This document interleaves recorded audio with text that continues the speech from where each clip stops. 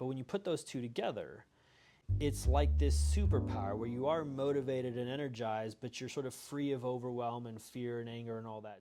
John Pelowich, thank you so much for coming on. This is trying a different format, a little bit of a podcast. We have a really interesting guest we can have some conversations and questions with. The first one I had was just basically, could you tell us in your own words what you do, what your title is at Axon, what is your current mission, what are you doing?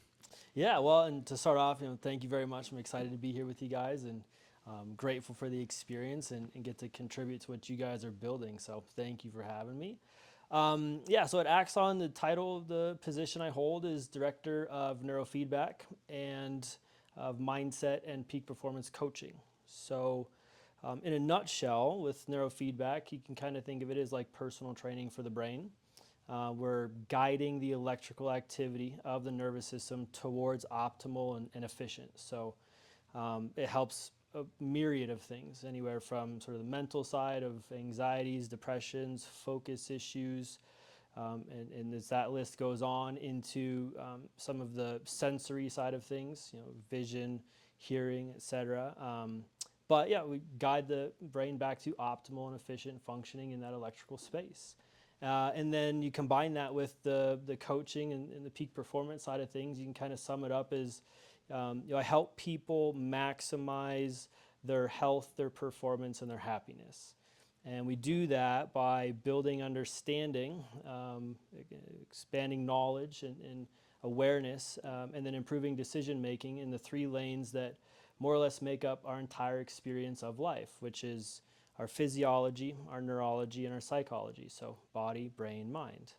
And as you work on one, they all benefit from the other. And as you work on all three, you get a rising tide that raises all ships. But that's where that health, performance, and happiness is kind of the pinnacle of each of those lanes. All kind of connects. Fascinating.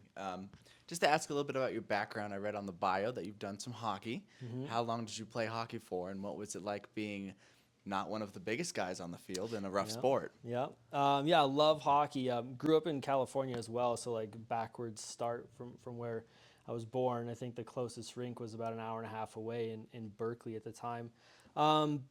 I came late to the sport as well, so I think a lot of the stories you hear and the athletes are starting, they're 2, 3, 4 years old. Right. In California. Walk on the ice. Right, yeah. So I came into it for floor hockey first in California, so running around in gyms. Then we tried a small stint of roller hockey, but they decided to do that in rainy season outside, and so like rollerblading and the wet concrete just doesn't feel good. So got into ice hockey probably around 8 or 9 years old. But fell in love with it. We moved here when I was 10, so much more of a youth program in the area to be involved in. I guess I would tell the story that I was blessed that I was very good at the sport and had the high intelligence, but as you point out, Robin, I was not necessarily the most stout individual out there. Enforcer. No, I had to be smarter and sort of quicker and to sort of dodge that stuff. And truthfully, a lot of my story was, through injuries of various kinds. Broken bones and concussions did occur. That was the end of the line at one point, was a shoulder dislocation. But I learned a lot from it, the team part of it. Got to travel a whole lot. I was blessed to basically at any age group play at the top level that was available. So AAA in the hockey language was what that classification was. Got to the regional level on Team USA work, so not to the national team, but sort of that tryout, if you will, just below it. So I had some success through that, and at the same time, it was a double-edged sword by the end. I ended up playing up in an older age group, and then that's where the injury came from because the physical nature of it was. But some risk. Yep. But I'm still an avid fan today. Follow the sport very closely. Big Avalanche fan. We moved here in 1996. So it was when the Avs moved here as well, and they won the Stanley Cup that year. So it was very easy as a 10-year-old to become a fan of world champions. That's cool. Yeah. We grew up playing soccer in Mexico, of all places. Oh, yeah. I wouldn't say we were great at it. There's a lot of effort, for sure. A lot of effort. I think great's the nicest possible way you could phrase it. We showed up as two white kids who had no idea how to play soccer, and kids were playing since they were 2 or 3. Right. Very bad at it. Along the questions of injuries, another thing I noticed in your bio was just saying that you had a bad car accident in 2018, and that maybe that connected you to some of the space that you're in now. Could you elaborate on that? Yeah. So as you look back on it, it was probably one of the most important moments in my life. Three main things started then and still proliferate forward from that. So at the time, I was a personal trainer at a gym nearby. And the injury, fortunately, wasn't too catastrophic, but was in sort of a whiplash nature. So moving, I wasn't able to very much. So I was away from the position, and the way it's set up, you have an FMLA protection on the position. There's a window of time that you're not going to lose your job by law. That time exhausted, and so they kind of came to me and said, "Hey, we're not going to keep the position any longer for you." But I think they had to offer me something else. It was either leave, or the option presented was come at the 5 a.m., open the club, and scan people's cards at the front desk. So I took that. It needed the benefits for the rehabilitation side of it still. The three things that came from it, number one was my faith. It just launched into that. So maybe in a different time I can tell you that story of in the moment of the wreck, what that was like, or if we want to dig into it. But All the time we need. so it was, I grew up in the faith space not being exposed to it. So it wasn't a non-believer or turning away, just wasn't having any experience with it. Along the years, a couple of mentors in that spiritual space kind of opened the door and be available for questioning, but it was very, very fledgling. What happened in the wreck? So you hear these stories of very small moments of time, like seconds or less, but that people can describe in really high detail, right? And the gist of the wreck is I was sideswiped, so not a rear end, not a T-bone, is right lane I was, middle lane, and the person I would imagine was just texting or something and sort of drove into me at about 60 miles an hour. And the vehicle I was in, it blew out the back corner, so disconnected the wheel and the strut and the frame and everything. Luckily, didn't do anything to the gas tank somehow, but anyways, So window... No cinematic explosion. No, thank goodness. Window was down. I have no auditory recollection of the crash. I remember looking out the window, and feeling that anger and whatever the word choice was at the time. But not in my head thought and not my own voice. I heard clear as day that this will be a blessing. Wow. Wow. So that's where I would say kind of that, the launching forward of the faith. And that's a very important sort of foundation in my life nowadays, kind of every day. And that proclamation, or whatever you might call it, also continues to come true. So that was one. The other two was at the front desk, and at that time of the day, you kind of see the regular crowd. And they're typically kind of go-getters starting their day with that.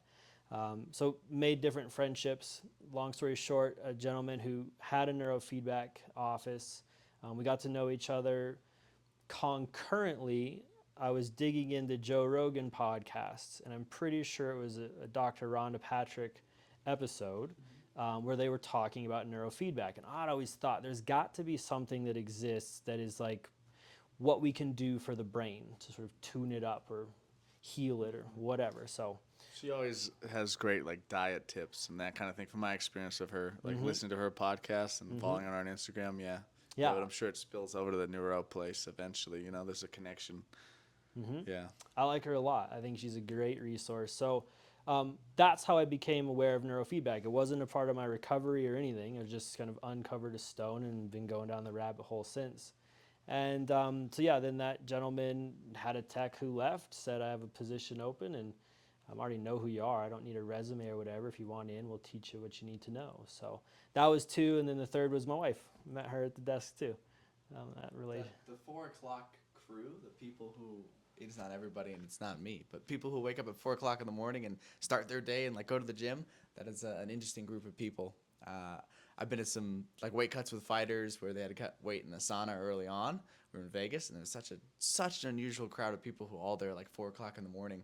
and they all knew each other's names. They were all familiar with each other. They see each other every day. We came in and they like treat us like family and just greet us. So cool to see how this experience of that group of people is really interesting. You can learn a lot from them.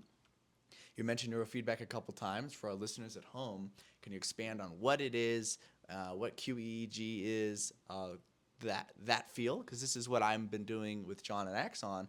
And I actually started a different plate doing QEEG, but you can explain it much, much better than I can. Yeah, so kind of as mentioned, it's basically, you can start to think of it like personal training for the brain. The nervous system, so the brain and its extensions, the spinal cord, etc., has one big language to communicate sort of to and within itself. And that language has two wings to it. So on one side you have chemicals, so our hormones and neurotransmitters and modulators and so on. The other side is the electrical activity that takes place. And so neurofeedback is considered non-invasive, so we're not sending anything in. It's a pretty important point to help people kind of understand, is it's not electrocuting anybody. We use sensors to see what the brain is doing. So as any of us are alive right now and the brain is doing whatever it is, there are brain waves that can be detected coming out of the head. And so that was discovered 100-something years ago. It's actually, the idea had been around for a long time. And so yeah, the QEEG part, we start with, so EEG is an electroencephalogram, which is just a recording of that electrical activity. The Q is when you quantify it. So we take a couple recordings of whoever is getting started. We look at eyes open and eyes closed. The brain should do something different between those two states. And we train both, which the main theme that we accomplish there is neurological flexibility. So we want the brain to be able to recognize what's going on right now. Do I need to be focused and performing?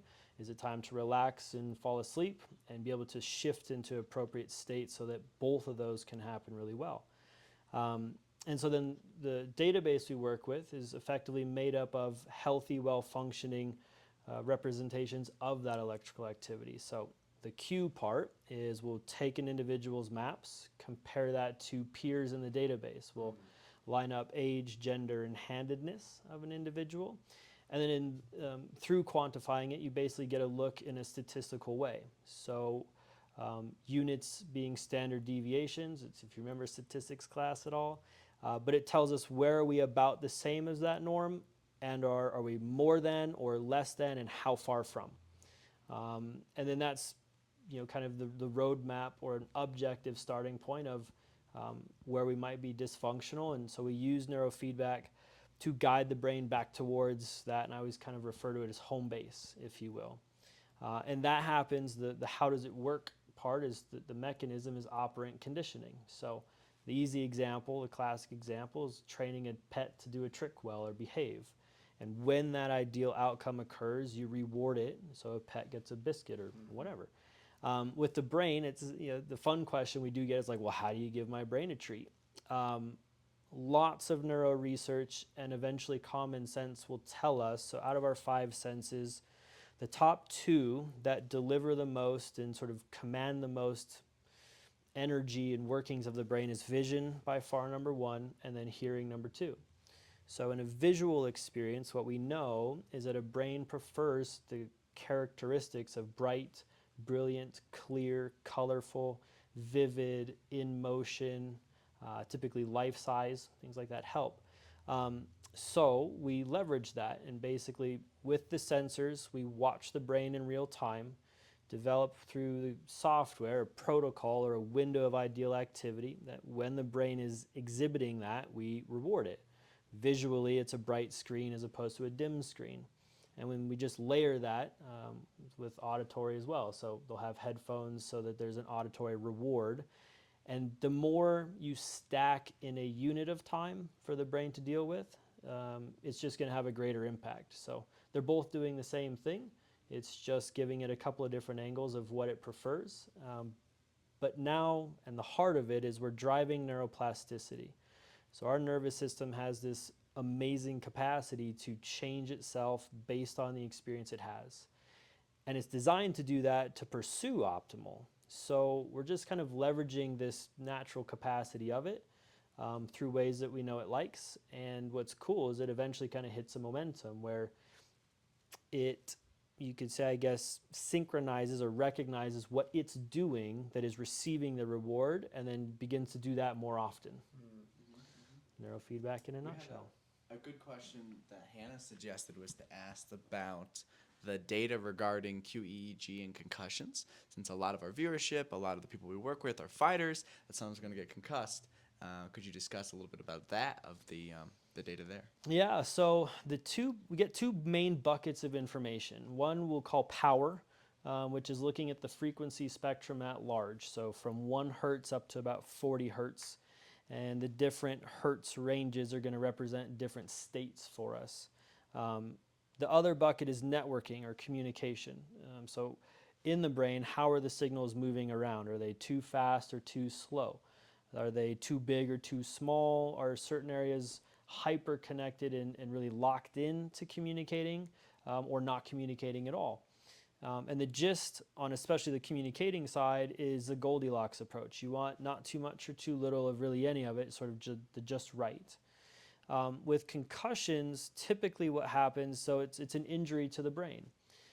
Depending on the severity of the actual physical injury, so the brain jostles around, the temporal lobes, the ones on the side of the head, are the ones that usually get impacted the most, just because of how the bones on the inside of the skull have like an edge there. So no matter where you get hit, in what direction or whatever, usually the temporal lobes are most at risk.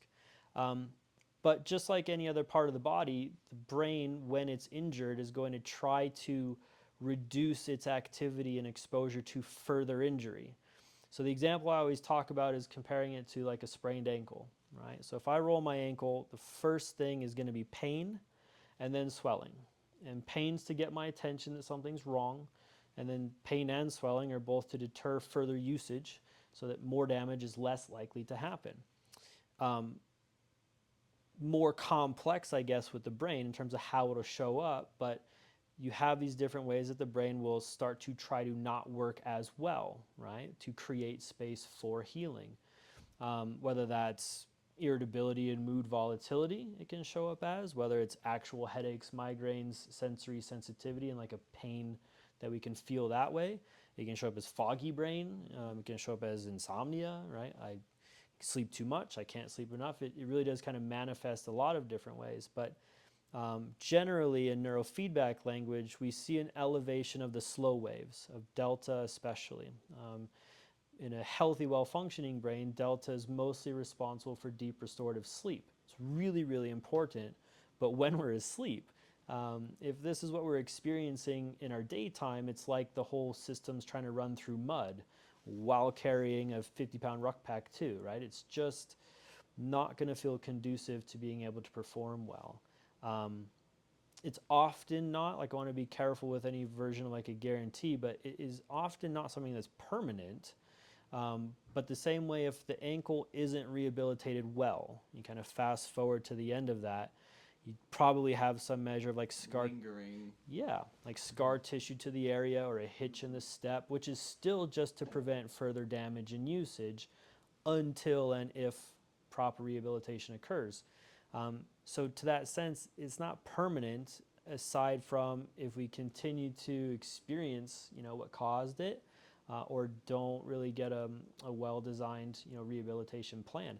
The cool thing about neurofeedback is it wouldn't be appropriate to say that we prevent concussions, but, and athletes being our audience, you guys will get this, like, the more a person endurance trains and strength trains and balance trains and range of motion flexibility trains, if an injurious event is going to happen, it's less likely to be severe. And that, you can say the same thing for neurofeedback and concussions. So you are building this resiliency in the networks of the brain so that, if a good head smack does occur, it's less likely to be more severe. Interesting. So your brain's in a pretty healthy, stable place already, less likely to knock you away off track, versus if you're extremely depressed and anxious or something else is going on with your brain and you get a concussion, much more likely to push you a lot farther than you want to be. Yep, exactly. Interesting. Can Can we talk about some of the mental coaching that you do? Have you been doing mental coaching with athletes for a long time? Yeah, it's kind of many different populations, right? Athletes, teachers, executives, first responders. But always a focus, I assume always, a focus on performance. Mm-hmm. Could you talk a little bit about performance in general? Yeah, so what I've discovered nowadays, what I'm passionate about is the pursuit of greatness. So I enjoy that as it shows up. And I think athletics are a terrific example of that, right? Where there's just sustained greatness and success for whatever realm it shows up in. So observing that and just having a affinity for it for a long time, you kind of wrestle with like what is the recipe there, right? What makes a Hall of Fame career versus one that was even just really good? How do you bridge that gap, if you will? And what it seems to be is that, especially to get up to, say, a professional level of athletics, like you're obviously going to have developed skill sets and refine those as you've gone on. But that's true for everybody. And so an important idea when we talk about greatness, a fundamental requirement of it, is doing things that others are not. Right? Because if we are doing what everyone else is, then by definition that's average. There's nothing wrong with average. Be willing to do what others will not or cannot. Right. There's that one of do today what others won't, so tomorrow you can do what others can't, kind of a thing, right? But yeah, to separate from the pack, you have to do something different. Well, if everybody's refining their skills and honing their skills into this sort of very near ceiling that everyone's about the same, then still what does set somebody apart? And what it appears to be is those individuals tend to be masters of recovery, or what we've talked about at times is being aware of, understanding how to distance from, and then making the decisions to reduce whatever might classify as anti-performance, right? So if you picture a pie chart and you do two parts to the pie, you have one section that's performance and one that is, we'll call it anti-performance. Everybody's trying to expand that performance piece, but there's going to be forces against it and only so much you can do with focusing only there. If you work to reduce the things that cause performance to suffer, then all you're left with is pure performance. What would you say are the most common things that are anti-performance?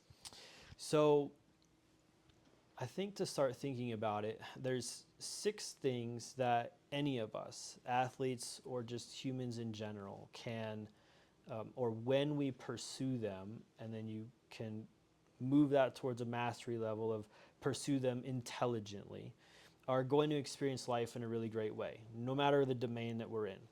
There's going to be 4 that are more physiological and 2 that are more psychological. And these actually aren't going to be revolutionary. Most of the people are going to go, oh yeah, I know that stuff. So your 4 physiological is nutrition, right? Fuel the body well.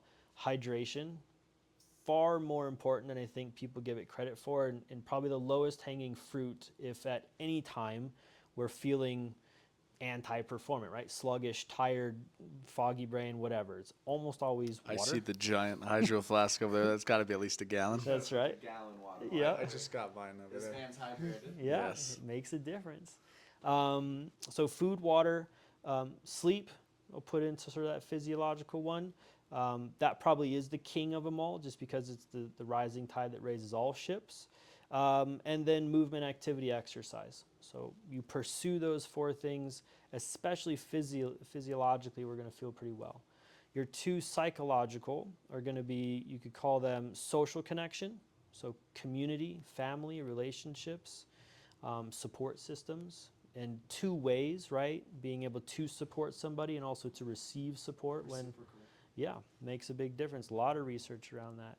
And then the other one's this huge, broad category of mindfulness. And that's also where, if we wanted to dig and say, like, what can somebody do on a daily basis or moment-to-moment basis? Because there is a lot of options there. But generally, something that is going to bring you back to the present is a way to think of it. If we're thinking too far forward or too far backward, and we're not present, then we're usually not our best. And that's probably anti-performance. Mm-hmm. I love that you brought that up. Yeah, this huge piece of performance for fighters is not necessarily like how good you are, but how good are you on the night. There's no second take. We're not going to run it back in a week. We're not going to, rehearse it again. It's live. It's now, and that's why people love watching it. I think because there's so much at risk at the moment, and they say it a lot, but the better fighter doesn't always win. It's the better fighter on the night and who made the right adjustments, and so much of that is being present, and then you can, use your toolbox of skills. If you're thinking about what everyone else is looking at and how they perceive you, and if I lose, what's going to happen, and then the performance falls apart so quickly. So that mindful and present part is a huge. I feel like it's intrinsically mixed in martial arts, and it's not at the surface level of what people first perceive when they think of martial arts, but absolutely as you get into it a little bit, it's undeniably just a part of the essence of what martial art is. Yeah, I think that's where Bruce Lee said, "Be water," right? I mean, it's where flow state comes from, and especially in a performance and/or competitive, highly high consequence competition, right? That fighting is, being in a flow state is important, and really the key to flow is letting go. Not to be cute with the sound of it all, but everything you just described, Ryan, is if that stuff is gobbling our mental bandwidth, it's a distraction. Anti-performance. Right. The two main categories of all things that are anti-performance are distraction and temptation.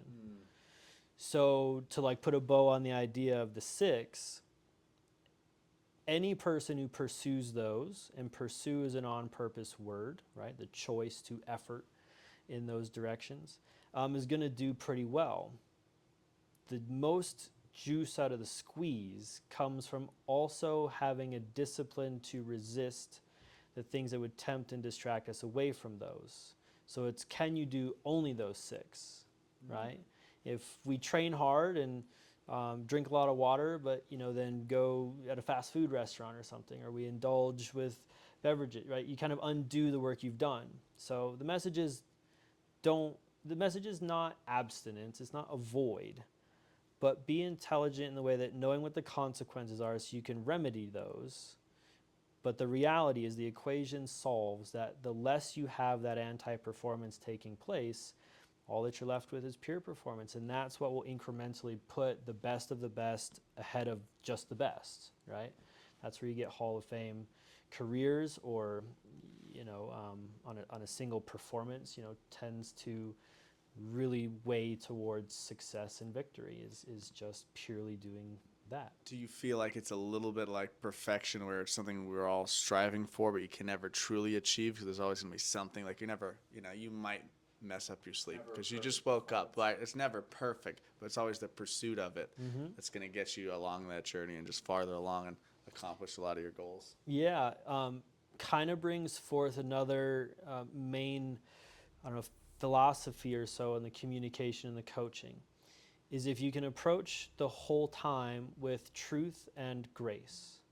So truth in the way of, I'm not hitting the mark as well as I'd like to be, right? You have to know, that's that awareness part. And so that if you're not truthful, like, oh, it's no big deal, or, it's going to be fine, like you're shorting yourself. The grace part plays with the perfection piece, because perfection is this slippery slope, right? We talk a lot about perfection versus doing your best. Perfection, when it works against us, is going to look at 98% completion and classify it as 0. And that's not helpful, right? Because every little bit helps. Every little bit counts. Doing your best, if it happens to show up as 2%, is still going to count that 2%, right? It's more than 0. This comes from, there was a high-ranking naval officer. He did a commencement speech for Texas, and he was talking about peak performance. And he's making this point that, number one, in order for there to be a peak, is okay, there's the up, but there's got to be a down. You can't just infinitely up. But more importantly, he said that sometimes peak performance just looks like taking one more step when all of the other circumstances would suggest or potentially force you to do nothing, right? It's easy to do 100% when all of the circumstances line up in a great way. It's the separation, again, of that highest performer over time is the one that, in the face of all of the struggle and challenge and adversity and whatever, that can stay in motion. Fight for one more inch, a little bit more. So perfection's an interesting concept because it does exist. The way it exists, I think, in a healthy and helpful way is when the rules are clearly defined, right? You can have a perfect game in baseball. You can score a perfect score on a test. The rules are defined. If it's left ambiguous of I'm just going to be perfect all the time at everything that I do, you're very much creating a situation where you're eventually likely to lose at that game, right? I was going to say something about that when you were discussing that. You both work with athletes, and then every type of professional, different type of people. I think one of the reasons why I really like sports is it's this simple, concise game. We know exactly how you win, exactly how you lose. We know what the rules are. We know what the parameters are for perfection or not. But it's cool to see the parallels between that and life, where it's like a simplified game, and life isn't a game. It's many series of games. There's many different things you're trying to be perfect or trying to do well at. But I think it's cool to look at, and one of the reasons why we like sports is it's this, our brains like this simple, concise, this is how we know if you won or lost, and if you had in this case, it could be a perfect game or not, because it has those concise rules. Yeah, I agree. It's a neat forum for appropriate competitiveness to come out, right? And that's where we see these abilities which go far beyond physical, right? Go into, the dedication, the commitment, the overcoming challenges, the getting creative to solve problems in a new way. We get to see those things on display and then result in something that everyone agrees of, well, that was really good, or that was better than that. And I do agree. I'm a big fan of sports for that reason too. Absolutely. I'm sensing an accent just a little bit. I don't know where it's from exactly. Technically, so I was born in California. Okay, I almost wanted to say Canada. Well, both my parents are Canadian, born there. That's why it's so nice. Yeah. So I get that every once in a while that it comes out.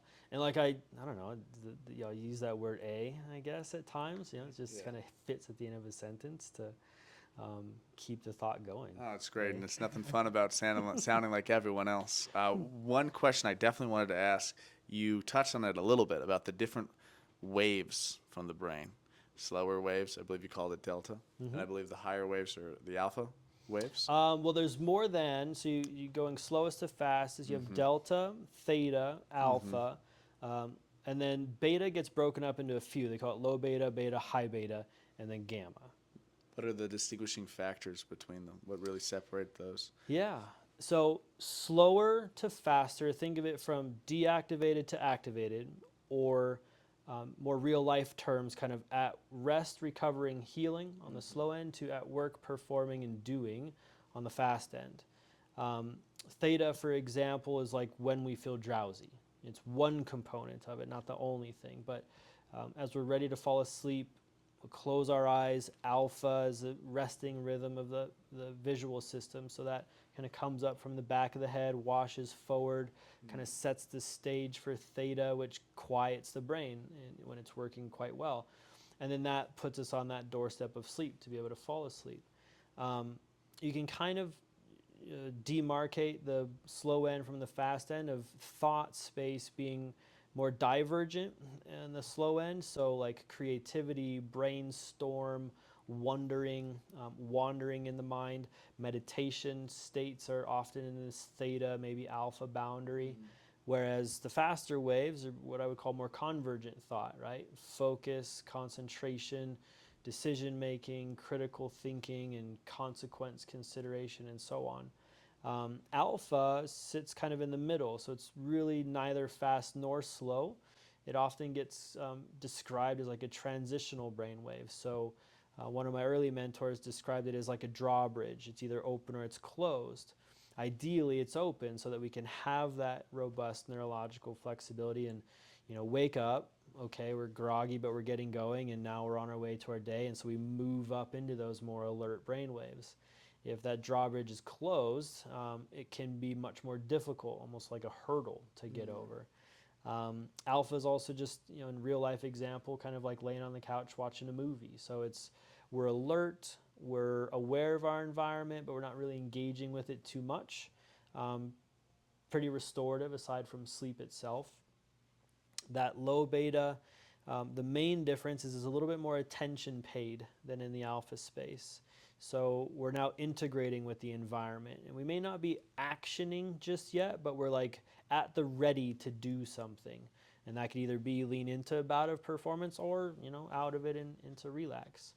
Beta I always describe as the sweet spot of performance. So it's enough power, enough activity that thought process, and whether it's creative or to the point or whatever, is available, but it's not so much energy out that it leaves us vulnerable to fatigue. And that's where high beta, you kind of look at it as it is associated with high performance, but it is a lot more energy out. And so maybe the second most kind of case that we see is way too much high beta that's just like stuck on. And a lot of those people struggle with sleep, fatigued all the time because sleep, but also it's just like you're emptying the bucket a lot quicker. And then fatigue's this slippery slope to I'm irritable and my relationships. So you really get this snowball effect out of it too. Downward spiral.